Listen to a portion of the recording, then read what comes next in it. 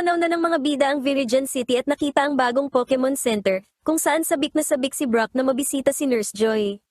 Ibinigay ni Ash ang kanyang mga Pokeball kay Joy at sinubukan ni Brock na pormahan ito, pero tinanggihan siya ni Joy dahil mabaho daw ang hininga niya. Sinabi ni Joy na bago lang siya sa center na ito, pero may mensahe siya para kay Misty mula sa lungsod ng Cerulean dahil gustong makipag-ugnayan dito ng kanyang mga kapatid. Ibinalita ng mga kapatid ni Misty na nanalo sila sa isang beauty competition at iiwan muna nila kay Misty ang pamamahala sa Cerulean Gym habang naglilibot sila sa mundo. Nainis si Misty, pero sinabi ni na Ash at Brock na pansamantala lang naman ito hanggang sa bumalik ang kanyang mga kapatid. Dumating si Joy at ipinakita kay Misty ang kanyang lumang bisikleta na inayos ng dating Nurse Joy na naka-assign sa center. Naalala ni Misty na kinuha ito ni Ash noong una silang magkita para makapunta doon, at nasira ito ni Ash. Natuwa si Ash dahil nabawi na ni Misty ang kanyang bisikleta at makakauwi na ito, pero nagalit si Misty at biglang tumakbo palayo. Naramdaman ni Brock na gusto pa sana ni Misty na magpatuloy sa paglalakbay kasama sila.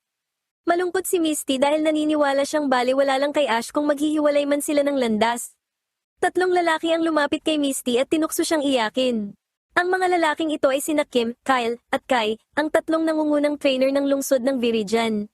Sinubukan itong baliwalain ni Misty pero nabigo siya, kaya nagpa siya siyang labanan na lang ang mga ito. Inilabas ni Misty si Politoed, habang ang magkakapatid naman ay naglabas ng Hitmonchan. Gumamit si Politoed ng water gun na agad nagpabagsak sa Hitmonchan. Gayunpaman, inilabas ng dalawa pang kapatid ang kanilang Hitmonlee at Hitmontop na pumalibot kay Politoed. Biglang lumitaw sina Ash at Brock para tulungan si Misty at gawing patas ang laban. Gumamit si Pikachu ng Thunderbolt para kuryentehin ang Hitmontop, habang ang Fortress naman ni Brock ay gumamit ng Rapid Spin sa Hitmonlee. Inisip ni Misty na kaya niya naman talunin ng tatlo ng mag-isa, pero gusto ni na Ash at Brock na samahan siya sa laban na ito dahil aalis na siya. Gumamit si Politoed ng Bubbles sa Hitmonchan, Thunderbolt kay Pikachu sa Hitmontop, at Rapid Spin naman kay Fortress sa Hitmonlee para talunin ang mga Pokemon ng magkakapatid. Lumitaw ang Team Rocket na naiinis at pinindot ni Wobbuffet ang isang buton na naging sanhi para makulong ang mga bida at ang tatlong magkakapatid sa loob ng mga net. Nakiusap ang magkakapatid na pakawalan sila dahil binayaran lang naman sila ng Team Rocket para talunin ang mga bubuwit.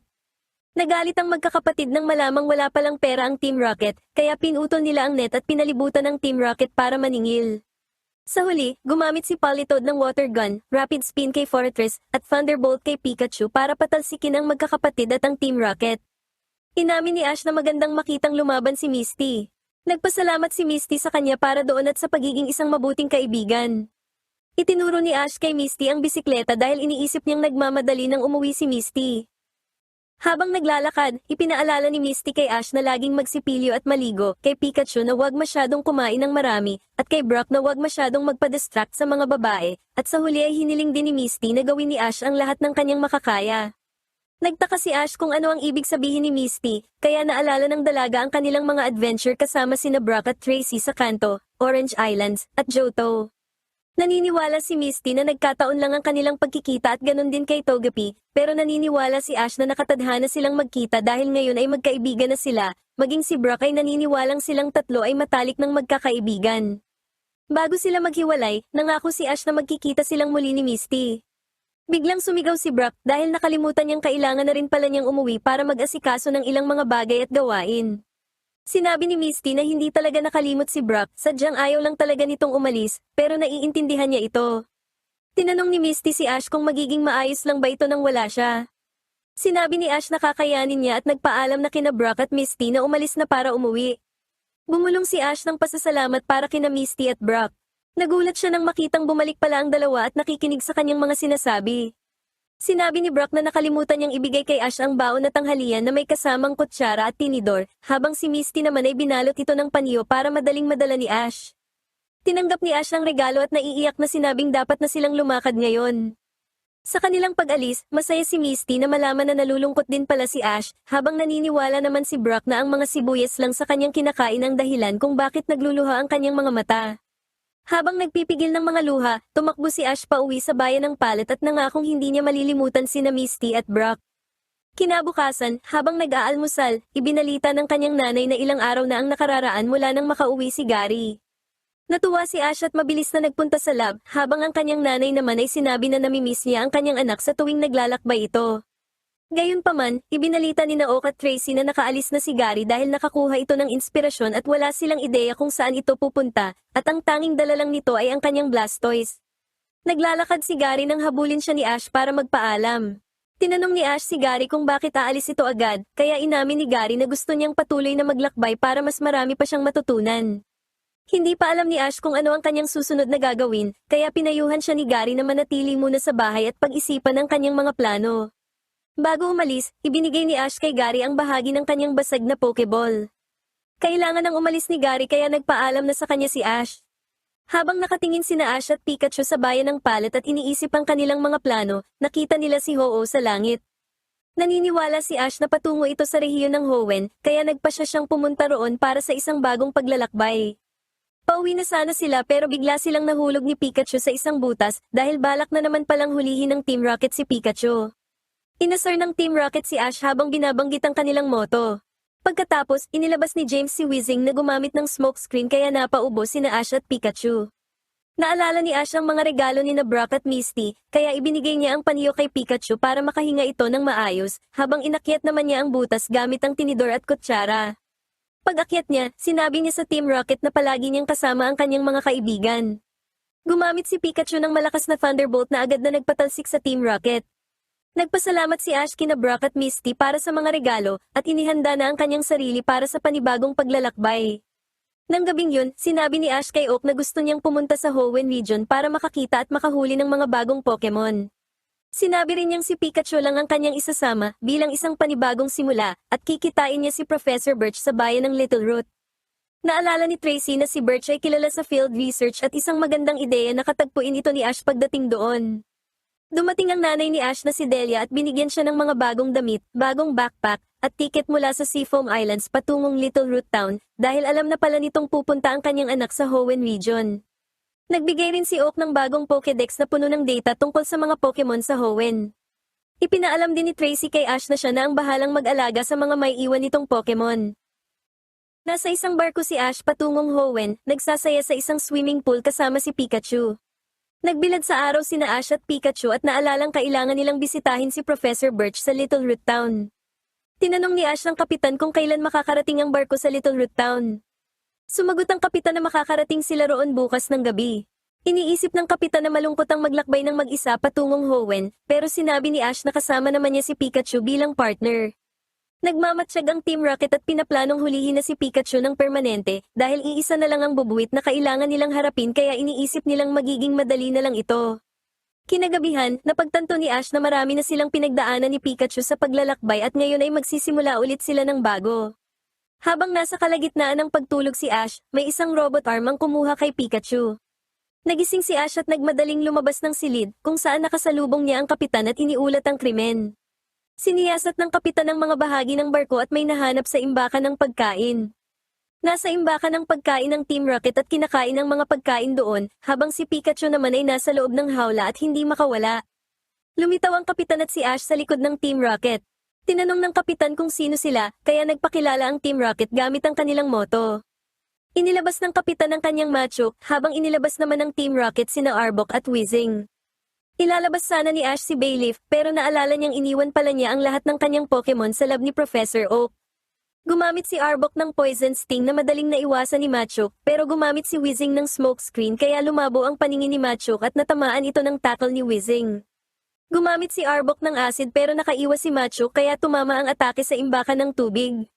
Tumagas ang maraming tubig at natangay silang lahat sa agos nito pero nailigtas ng Machoke ang kapitan na agad nagulat tungkol sa pinsala. Sinundan ni Ash ang Team Rocket para mabawi si Pikachu. Nagpaputok si James ng lubid at nag-swing ang Team Rocket palabas ng barko. Gayunpaman, tumalon si Ash at kumapit kay Wobbuffet. Maya-maya, bumangga ang Team Rocket at si Ash sa isang crane, pagkatapos ay nahulog. Bumagsak si Ash sa mga kahon, habang ang Team Rocket naman ay bumagsak sa dalawang truck. Tinukso ng Team Rocket si Ash, pero nagulat sila nang maghiwalay ang dalawang truck, kaya sina Jessie, James, at Wobbuffet ay nahiwalay kina Meowth at Pikachu. Dumating si Officer Jenny kaya isinumbong ni Ash ang pagnanakaw kay Pikachu. Nang tumagilid ang truck, nahulog sina Meowth at Pikachu mula rito, at nakalabas si Pikachu sa hawla. Malungkot si Meowth habang iniisip kung paano siya babalik kina Jessie at James. Sinisi niya si Pikachu sa gulo at nakipagtalo rito. Lumitaw ang isang hunter na gumamit ng Nightshade na ikinainis naman ni Meowth.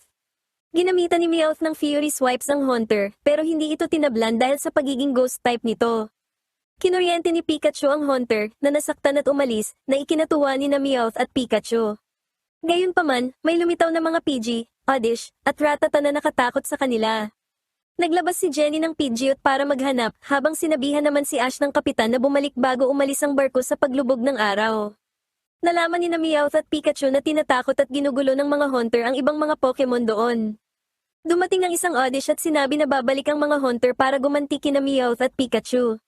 Sumakay sina James, Jessie, at Wobbuffet sa kanilang balon para hanapin sina Meowth at Pikachu.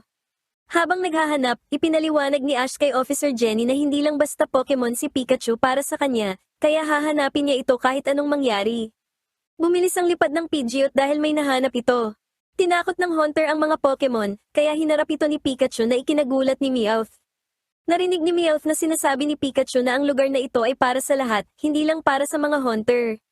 Sinubukan ni Meowth na pigilan si Pikachu, pero sinabi ni Pikachu na poprotektahan niya ang ibang mga Pokemon dahil alam niyang ganito rin ang gagawin ng kanyang master.